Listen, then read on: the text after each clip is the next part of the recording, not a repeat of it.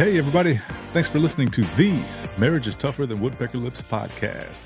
This is Bryan, joined by my co-host, Paul. We'd like to welcome you to a community meant for the men of the world to share their thoughts and perspectives on marriage. We can learn from each other's experiences and help each other be better husbands. This week on the pod, we'd like to talk to you about comparison. And before we hop all the way into the episode, we'd just like to say thank you for taking the time out. If this is your first time, welcome. If you've been rocking with us for a while, we appreciate it. If you'd like to go deeper on this conversation, you can search Marriage is Tougher on any social media platform. Hit us up on a DM if you have any questions, comments, anything you'd like to see us improve, or what you had about this specific episode. You can also go to marriagestougher.com where all of our episodes are archived, and you can hit the contact form, leave a comment there. Or if you'd like to be a guest, fill that same form out. Let us know your name, your topic, how we can get in contact with you, and we'll reach back out to have you on the pod.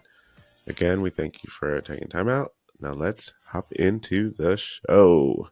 Yes, sir. All right, so comparison. My first thought is, in the media right now, comparison seems to be getting trashed. Right? It's like, you shouldn't be comparing yourself to others, or you shouldn't be comparing your relationship to others, right? Like you're looking on social media at all these snapshots of a moment in time where people are faking the funk, pretending like they're happy, that their marriages are going well, and that's detrimental to your psyche. It's detrimental to your relationship. I think that it goes both ways. I think that you can have a healthy sense of comparison. And I think there also is a level of toxic comparison out there as well. Right. But in those areas of healthy comparison, I think I want to talk about how we might be able to nurture those relationships. Because I think for you and I, that is something that we're able to enjoy, right? And it's not like a comparison where, like, oh, you're able to do that in your marriage and I'm not. That makes me angry, right? It's more or less like I see aspects or, certain things you've accomplished in your relationship. And some of it, I'm like, oh man, that would be useful for me to apply in mine. Right. So that takes comparison for me to realize that maybe it's something lacking in my relationship, or maybe it's something I can work on to be better. Right. It's not this sense of envy. How do you think about it?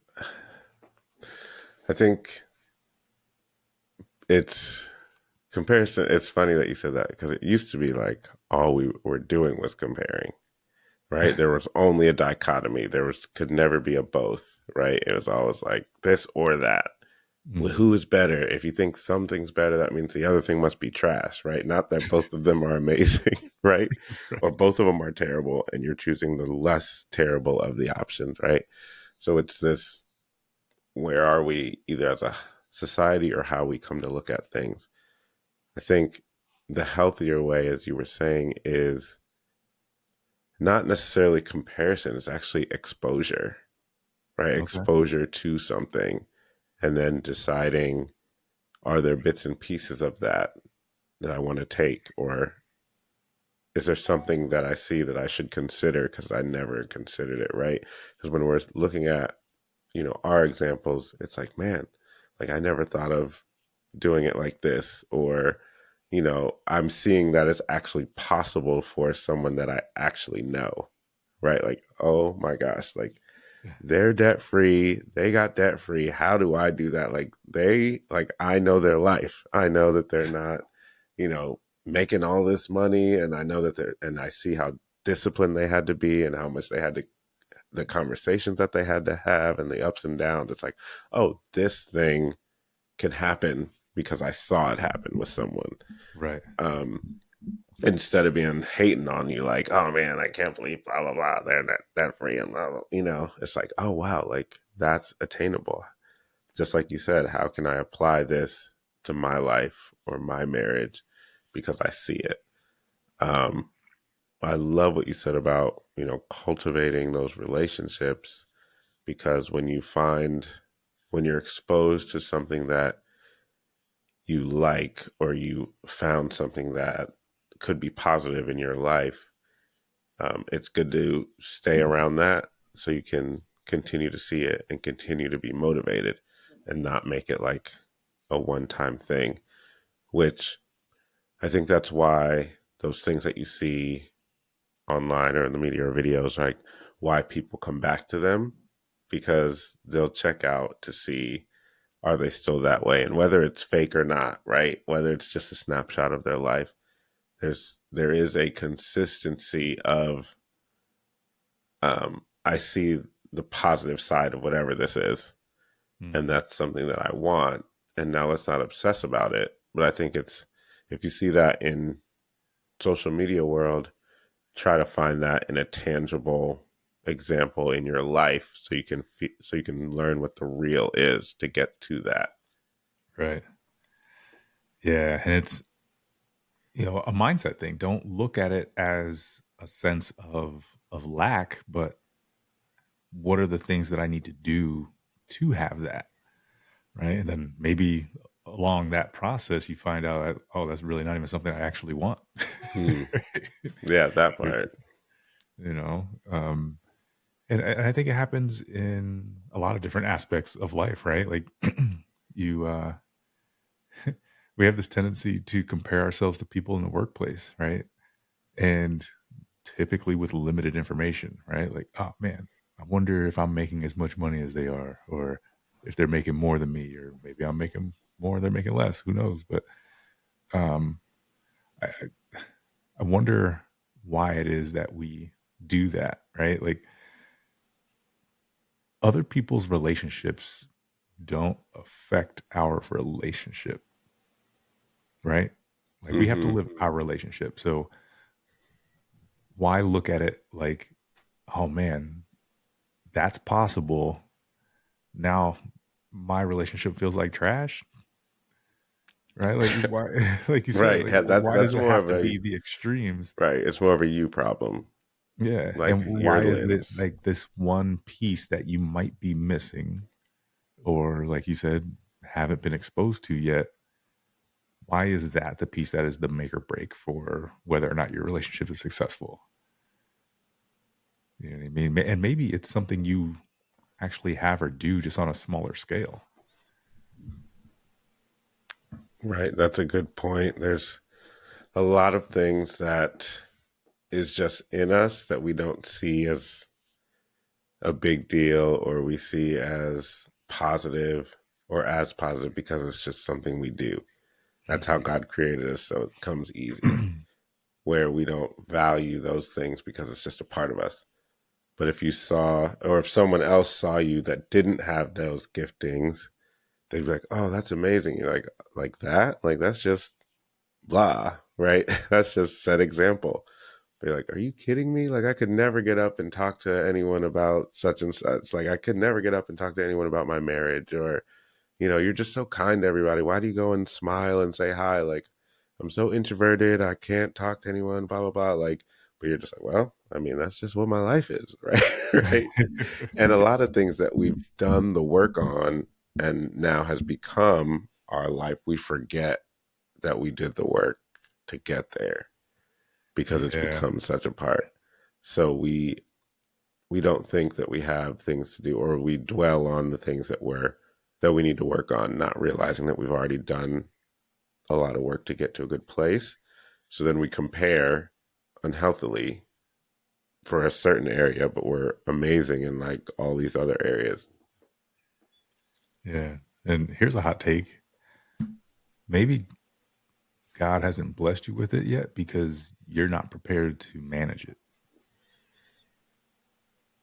There is that, right? Like, let's just the low hanging fruit. Let's talk about money, right? Hmm. Maybe you do see a couple out there who earns significantly more than you do.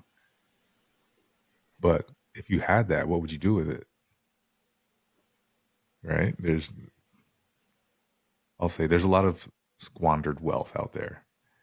Mm-hmm. And no matter how much a family earns, there's always the potential that they spend more than they earn. And a lot of times it's just to keep up appearances, Mm-hmm. So you have to be aware, even if you're in a state where you're sort of living in comparison, that things aren't always what they seem. Like if you listen to the Ramsey show, there's, doctors and dentists out there who are in sometimes a million more dollars of debt, right? And then because of them keeping up appearances, you think that their life is better than it actually is, Mm-hmm. right? Now, so this, all right, so this takes me back to a conversation we had with Harlan. And at that time in my life, it affected me differently than it does now. When we spoke about contentment, Mm-hmm. right? I am learning now to be more content with where I am, understanding that there is a process for everything, right? I may desire something, and if I don't have it yet, I should learn to enjoy the road, right? Enjoy the path that it takes to attain said thing. That doesn't necessarily mean that I'm going to attain it, but I guarantee you, in the path of the pursuit, I've learned quite a bit, Mm-hmm. right? Going back to learning whether or not it's actually something I want, or if it was just something that looked shiny. Yeah, there's growth in the process, right? Mm-hmm. And if you can look at every aspect of attaining whatever the goal is, if you realize that's kind of the goal, is the the actual end, but everything you do to get to the end is also a part of that process. Right. So that's a good way to kind of reset your mind. It's like, okay, like how can I be content in figuring things out? Because I'm going to learn something as I'm trying to do this thing that the comparison has sparked, right? And I think how do we, that's the next point. It's like, how do we see something? We automatically compare it to what our life is. And then if we want it, how do we go from, I see it and that's something I'd like to have, and actually going to using that as motivation, or seeing something like, man, that's amazing, but like, oh, I'll never get there. And then take the negative approach of either trashing yourself, your spouse, or the people that are actually doing the thing that you see them doing. Right. Like, it's like, how do you use your energy when you see something that you feel like you'd like to have? Yeah, that's a good point, because I think oftentimes we don't consider the decisions we made to put us where we are, right? Maybe we're looking at a completed package out there, right? And we don't consider, well, they decided what things were important to them and made the decisions to land where they are.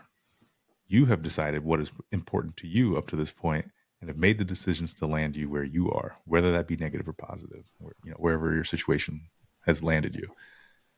And it's not to say like you can't make changes to get there. Like, yeah, you haven't made those decisions yet, but I think having that ability to self check and say, okay, up to this point in my life, what have my actions, what have my thoughts said is most important to me? Maybe it's time with family, right? And maybe the way you thought to do that was to not take a high paying job that demands that you be on the road, right?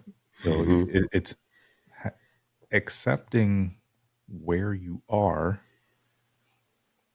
knowing that that's okay, but also, I guess, being willing to work for the things that you want. And, you know, having that sense of healthy comparison, just so you have the exposure to the things that you may want in life, but not holding yourself, because maybe that's what it is. We, for those of us who want to hold ourselves accountable, how could you hold yourself accountable to not having something you didn't know existed? Or, right, holding yourself accountable to not having a lifestyle that you didn't put any work into creating. Yeah, I think that is a wise choice, right? You can't be mad at yourself for not having the finished product when you didn't even know that product existed. Yeah. Right? Yeah. So you have to start there. I think what you said about, really, I think a lot of this stems from we don't know what our priorities are in our marriage or with our family, or um, what some people might call it, what your why is, Mm-hmm. or what are those things deemed most important to your family. And excuse me, I think we all have an idea of them, but we haven't stated them plainly, right? Just like you said, like if you know, if I grew up, example said, hey, my dad was always on the road and he was always working, he provided for us, but I never saw him. And so what I decided as a husband is I'm going to be there, I'm going to go to all my kids things, I'm going to be in town, all that stuff, right? In that decision you're making a choice. um, and so different dominoes will fall in that space, right? So maybe you're not making as much money, or maybe your job isn't as maybe you are making money, but maybe your job isn't as um, what's the word? It's not as fulfilling, right? Because you want Okay. this mundane job that gives you access to, gives you a lot of comp time, gives you a lot of time. So if I need to leave, I can leave early, or it gives me a flexible schedule where I can do stuff so I can be there for my kids, the events, all the things, right? But now you see someone who's, grinding, grinding, grinding. Now they own three businesses and blah, blah, blah. And then you look and you're like, man, like, I'd really like to have that, or you're hating on them for having it, but you've already made the choice for what you wanted, right? But if you have like, this is what our priorities in our marriage is, I'm at home for dinner such as so many times a week, or, our kids we're gonna let our kids play this or do this amount of activities, right? And so you can't compare yourself to someone who has no kids or is just a baby daddy and has all this time to put into his career, and is creating these amazing things or putting out all this content, because content takes a long time to put out, right? Right. So it's like you're looking at these things, you're like, that'd be really cool to have, but your priorities are already set. So once you have your list of priorities, I think you obviously go back to them and shift them accordingly. Like, is this still something that's important? But when you have that list of priorities, all of your effort can be to, how do I align with these priorities? And then you don't have to worry about comparing something that's so far out of left field and be upset that that's not yours. Now, if you see something out of left field and you're like, oh, that'd be cool to have that. Now it's like, how do I turn that into a priority? Then how do we as a marriage change up so that we can put that, work towards that? Yeah. And what I'm hearing you say also is you have to consider the cost, right? Absolutely. What what does it take? What am I going to have to sacrifice if I want to change directions. And I think too many people don't consider the cost and maybe just try to jump in and then more or less quickly find out like, oh, this is why I didn't do that. Right. This right here, this part of life is called acceptance. Right. Yeah, I think that's a good point.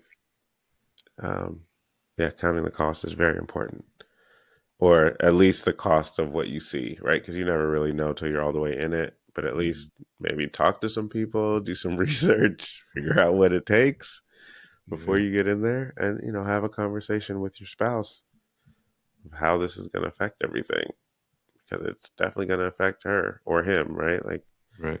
how that goes. So, yeah, that's a very good point. All in all,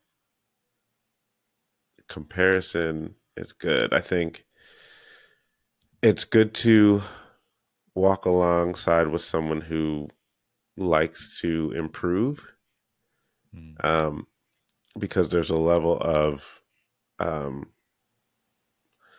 I don't want to say competition, but there's a level of acknowledging that things can happen, right? Like, oh, like such and such is doing this, like, it's accountability. There's spoken accountability and there's unspoken accountability, right? And that unspoken is kind of that healthy comparison. We're like, oh, like, man, Bryan's really crushing over here. What am I not crushing right now that I could be better at? Or if it's the same thing that I like, or it's positive. Okay, so how do I work to get there? Right. So it's those, find someone that can really, that's kind of on the same wavelength and in that same path. It doesn't have to be exactly the same goal, but it's still looking to improve and be better. And Mm. that way you can kind of push yourself to be better without having to actually have in-depth conversations, just looking from afar. Like, I don't know if you've ever, for those of you who've ever played sports, right? And there's like the top two people on the team, whatever, they usually motivate each other because they're trying to beat each other. Right, Right. right, right. Right. But it's not in a hating way, but like, I just want to be better. Like, you're not going to be faster than me. You're not going to be stronger than me. Like, this is what we're doing. So it's good to have those people in your life. Yeah, that healthy competition, man, that's pushed me throughout my life, right? Whether it be a little bit of competition with you, um, whether it be, you know, the next fastest person on the track team, or right. Um, Now, baseball was never my sport. I'll just put that out there. I could run and I could throw and I could catch. I could not bat to save my life. So there was no competition there. I wasn't a part of that competition. I was just on the team. um, but yeah, man, like I think for like let's say you and I having someone that you can quote unquote compete with, but also cheer each other on and you Right. know be genuinely happy for each other's wins. I think that's a type of relationship that everyone should seek, right? Because we push each other, Mm-hmm. and it's always for the better, right? And if I have a win, I'm just waiting for you to have your next win, so I could cheer you on just as much as you Right. did, me. Um, and I think that that includes healthy comparison, healthy competition, right? Um, Gives us an avenue to say, whoa, that's really cool. How did you do that? Mm-hmm. Right? How did you make space for that? Which I'll have to ask you that question offline, but um, I really like that point. Yeah. I mean, that's, comparison comes down to how are you feeling inside Hmm. when you see this thing? What have you exposed yourself to? And are you comfortable enough that you don't feel a lack in yourself if you see someone else doing well in an area. And then if you see that it's a deficiency and it's something that you want, then you have to motivate yourself to get to it, not hate on the person who's already got there. Yeah. And so, like everything in life, it's a tool and it's a mindset. So if you have a healthy mindset about it, you can healthily approach comparison. If you need to do some work on yourself, then maybe it might not be as healthy. Yeah. But it's all out there, and nothing is as fancy as it looks, or as easy as it's presented when you see it presented, for sure. Facts. Well, Got anything that's else? no. I think that's all I got on this one. All right. Well, we appreciate you spending time getting through this full episode with us. If you have any experiences of comparison, please search Marriage is Tougher on any social media platform. Hit us up in our DMs. Let us know what that is. Or just go to marriageistougher.com, hit the contact form, and leave a comment on what that experience was so we can see where our community is at. And maybe we'll talk about it on like a recap episode. But we appreciate you. Um, and we thank you for spending time. And we will chat with you later. Peace.